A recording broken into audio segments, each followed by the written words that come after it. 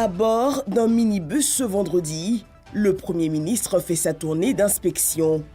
Patrick Achi visite 3 grands chantiers en cours, la sortie est de Yopougon vers Abobo-Agnama, la sortie ouest vers Dabou et le 4e pont. Premier arrêt, le site des travaux d'élargissement de la sortie est d'Abidjan, route prison civile, longue de 23 km. Autre escale clé, le stade des Bempé et ses voies d'accès indispensables pour la CAN 2023. Plus loin, la sortie ouest du carrefour Jacquesville, dont les travaux comprennent la réalisation d'une autoroute de 2 fois 2 voies, la construction de passerelles piétonnes au-dessus de l'autoroute de Yopougon.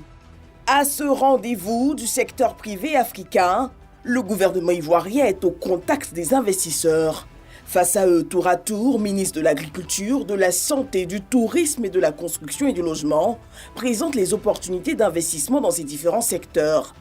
Invité au pupitre, Patrick Achi présente l'impact des réformes mises en œuvre pour améliorer l'environnement des affaires. Grâce à ses infrastructures de qualité, à son climat de paix intérieure, à sa sécurité juridique réelle, à sa législation fiscale compétitive pour les investisseurs, la Côte d'Ivoire est aujourd'hui la porte d'entrée naturelle vers 2 marchés les plus prometteurs.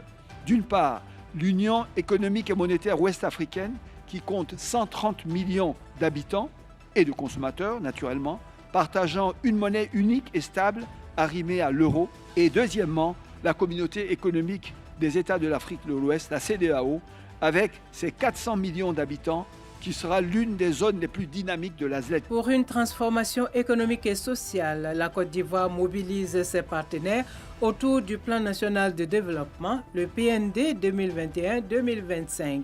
Un groupe consultatif s'est tenu à cet effet à Abidjan afin de réunir les financements nécessaires à la mise en œuvre de ce plan quinquennal estimé à 59 000 milliards de francs CFA. Au lendemain du groupe consultatif PND 2021-2025, la Côte d'Ivoire ouvre ses portes au Business Forum. Autour du thème « Transformation des économies d'Afrique de l'Ouest à travers un partenariat renforcé avec le secteur privé européen », la rencontre réunit plus de 500 entreprises européennes et de la CEDEAO. Ce forum d'affaires avec les entreprises européennes et les entreprises de la sous-région est donc une opportunité unique pour renforcer d'une part, plus encore, les relations commerciales entre l'Europe et la Côte d'Ivoire et la sous-région et permettre d'autre part aux acteurs publics et privés de l'Afrique de l'Ouest et de l'Union européenne de développer des chaînes de valeur locales à fort potentiel de transformation économique et de progrès humain. Panel, B2B, B2G meubleront la rencontre qui a vu la remise au chef du gouvernement de l'édition 2022 du livre blanc de Rochon présentant le climat des affaires et la performance enregistrée par le pays. Aussi, le guide de l'investisseur dénommé Investir en Côte d'Ivoire qui veut lui accompagner les entreprises européennes. Le Business Forum refermera ses portes ce vendredi. Sensibiliser les populations installées sur les zones à risque quant à la nécessité de quitter ces endroits. Ce à quoi on assiste, c'est que quand les agents de l'administration arrivent, ils sont pris à partie par les populations. Malgré cela, les toits sont enlevés pour qu'ils puissent partir. Les destructions, je dirais, sont entreprises, mais on se rend compte que ces populations reviennent. Dès que les agents sont partis, elles reviennent. C'est vrai que d'un côté, il y a cette question humanitaire où on a le sentiment qu'il ne faut pas déranger les populations, qu'il faut les laisser là où elles sont. Mais quand on assiste à des drames comme ceux auxquels nous sommes en train d'assister, je pense qu'il faut que les populations comprennent que ces actions entreprises par l'État le sont pour leurs intérêts.